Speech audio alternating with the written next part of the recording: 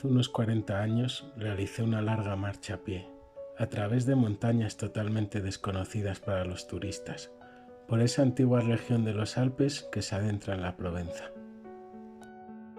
Cuando comencé mi andadura por aquellos desiertos de páramos desnudos y monótonos, a unos 1200 o 1300 metros de altitud, en ellos solo crecían las lavandas silvestres. Iba yo atravesando la región por su parte más ancha, pero, después de 3 días de marcha, me encontré experimentando una desolación que antes no había conocido. Acampado junto al esqueleto de un caserío abandonado, no me quedaba agua desde el día anterior, y en aquel momento ya necesitaba encontrarla con urgencia. 5 o 6 casas sin techumbre, roídas por el viento y la lluvia, y una ermita con su campanario derrumbado se levantaban como si todavía estuvieran habitadas, pero en ellas no quedaba ni rastro de vida. Estas ruinas, amontonadas de cualquier manera como un panal de avispas abandonado, me hicieron pensar que allí tuvo que haber en su día una fuente o un pozo. Y había una fuente, sí, pero estaba seca. Era un día de junio, hermoso y con un sol espléndido. Sin embargo, en aquellas tierras sin techo que se elevaban hacia el cielo, el viento soplaba con una brutalidad insoportable. Su rugido entre las carcasas de las construcciones era el de una fiera a la que se ha molestado mientras come. Tuve que levantar el campamento.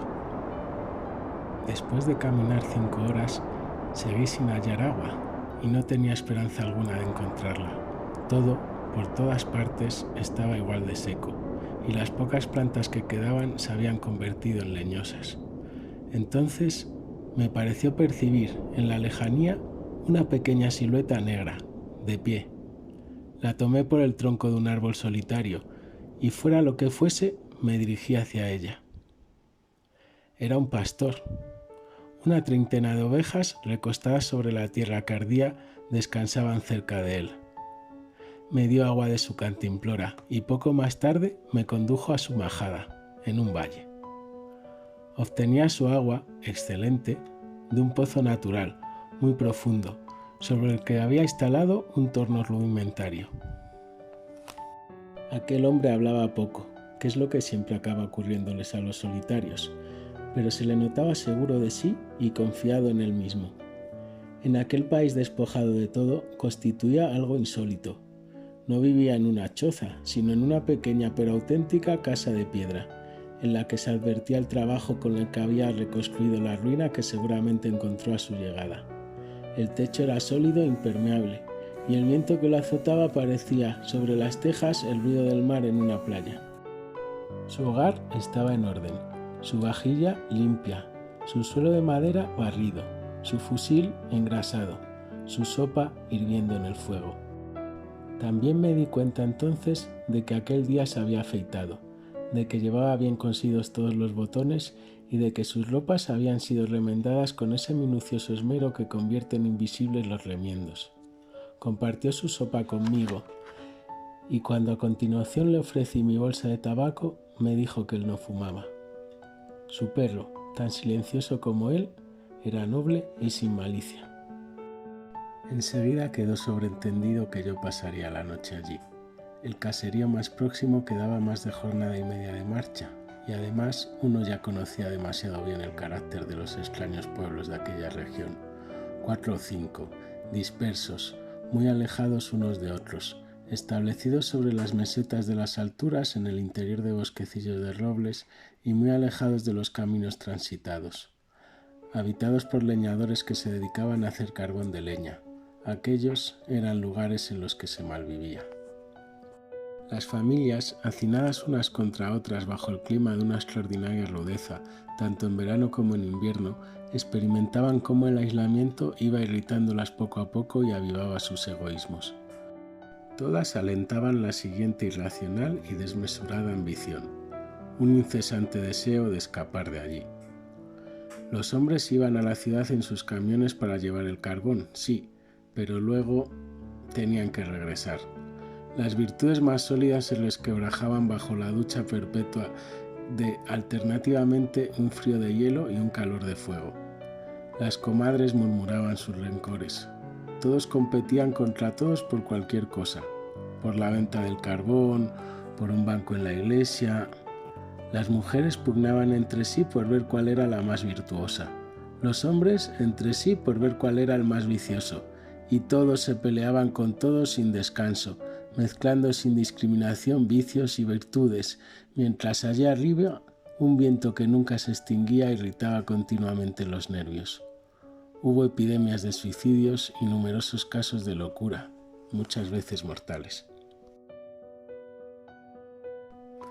El pastor no fumaba, pero buscó una pequeña bolsa, la abocó sobre la mesa y esparció sobre esta un montón de bellotas. Entonces empezó a examinar sus bellotas de una en una, con muchísimo cuidado, y a separar las buenas de las malas. Yo fumaba mi pipa. Me ofrecí a ayudarlo, pero me dijo que aquello era solo asunto suyo. Y esta fue toda nuestra conversación, pues al observar con qué concentración hacía su trabajo, no insistí. Cuando en el montón de las bellotas sanas hubo una buena cantidad, empezó a agruparlas de 10 en 10 y al hacer esto fue eliminando de paso las muy pequeñas o las que presentaban alguna fisura o defecto que él solo percibía ahora, al examinarlas más de cerca.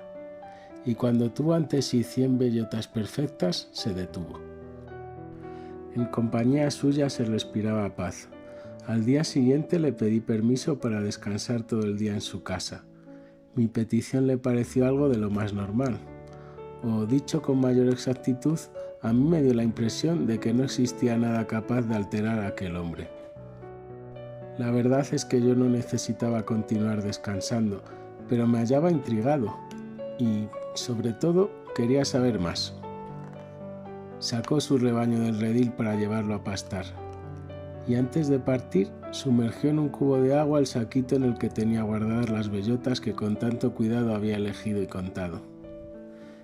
Me di cuenta de que a manera de cayado usaba una varilla de hierro, gruesa como el pulgar y de más o menos 1,5 metros de altura. Fingiendo descansar, hice como que paseaba, pero tomé un camino paralelo al suyo. El pasto se encontraba al final de una cañada. Dejó en esta el rebaño al cuidado del perro y vino hacia donde estaba yo. Temí que se acercaba para reprocharme mi indiscreción, pero no, aquel era su camino y me invitó a acompañarlo si no tenía otra cosa mejor que hacer. Se dirigió a unos 200 metros de donde nos hallábamos, en dirección a la cima. Llegado al lugar elegido, clavó su varilla de hierro en la tierra y de ese modo hizo un hoyo, dentro del cual colocó una bellota. Luego volvió a tapar el agujero. Plantaba robles.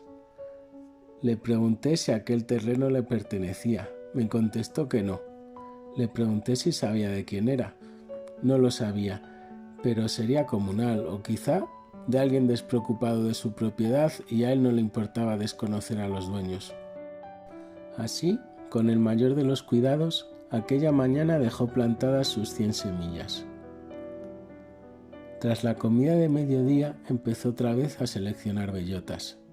Creo que debí de insistir bastante en mis preguntas, ya que esta vez me respondió. Desde hacía 3 años plantaba árboles en aquella soledad. Llevaba plantados 100.000. De esos 100.000 habían brotado 20.000.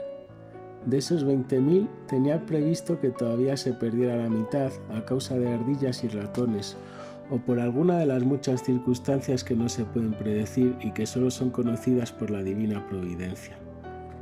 Quedaban, pues, 10.000 robles. 10.000 robles que ya habían empezado a crecer en un lugar donde antes no había nada.